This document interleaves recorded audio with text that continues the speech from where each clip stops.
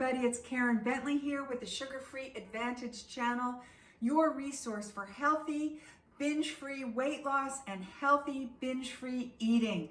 And we use a sugar-free, low to medium carb eating strategy. And today I'm going to be talking about the one most important thing you must do to stop yourself from binge eating. Just one simple thing, and it's this. You have to make a decision about what you want, or you have to make an intention statement. Your decision is an act of power because it takes you where you want to go. It leads you. It inspires you. It frames your experience. It leads others. It sets expectations. So it's very, very, very important. And you're not going to get anywhere without it. And it really helps a lot if you take the time to write what you want down and to remind yourself of it on a daily basis. So that is your power, knowing what you want and asking yourself for it. When you don't know what you want, there's a higher probability that you won't get it. And if you don't remind yourself of what you want, there's a very high probability that you're going to forget it, or that other things are going to suddenly seem more important when they aren't. Most people don't really know what they want, and they don't know how to ask for what they want. Mostly people complain about what they don't want. So for example, there's a relationship in my life, a very dear person, loved dearly, but he can't seem to ask me for what he wants. He likes to complain to me about what he doesn't want and get mad at me for not knowing what he wants. And this is incredibly hard on both of us. Because it's really not a very efficient way to get what you want from life, and it leads to a lot of bad feelings and dead bodies, and you know, you can just avoid all that by asking for what you want, taking the time to know what you want and asking for it. So you can cut out all the, you know, the bad feelings and all the pouting and all the guilt and everything else by just asking for what you want. I must have told this person 500 times, just ask me, you know, instead of not speaking to me, instead of being all pissy, instead of yelling, you can just ask me for what you want, because there's a 95% chance I'm going to do it for you. And when you get all pissy at me and don't speak to me, it really increases the likelihood that that half Italian in me is going to come out, and then I'm going to want to take revenge and not do it. You know, so I have to override all that and remember that, you know, I really want to be a loving being and not a revengeful one. So it just makes extra work for both of us. And if you ask for what you want, you get it.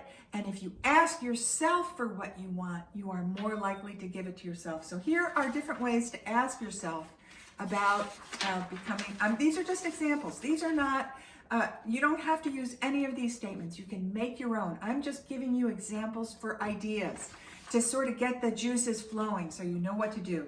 So here's one way to do it.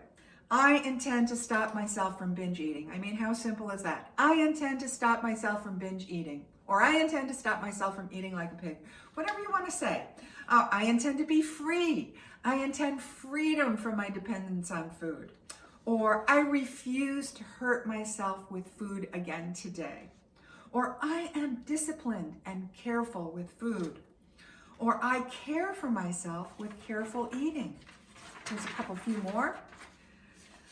I make myself so happy by stopping myself from binge eating.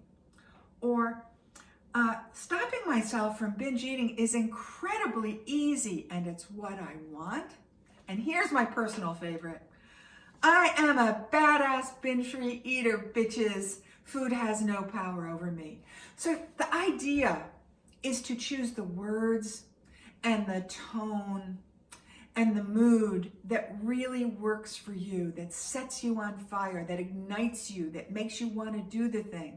You know, you're motivating yourself, you're building your own tools, so give yourself the best one you can. It needs to be short, it needs to be clear, it needs to be actionable. That's it. Just direct yourself with your own decision. So here's what I do. I know what I want. Knowing what I want is my power source. I know what I want. 95% chance that I give it to myself. How good is that? You don't get odds like that at MGM in Vegas. I also do something else. So it might take me a week to refine my statement when I'm working on figuring out what I want. I mean, it actually is work to figure out what you want. And I write it down, usually in my journal or my to-do book. And it might take me a week to refine it, to pick the words that really work for me, that excite me, or the tone that really works for me. I like things edgy, I like things radical, I like that badass stuff. So, you know, sometimes I have to imbue it with those kinds of vibes.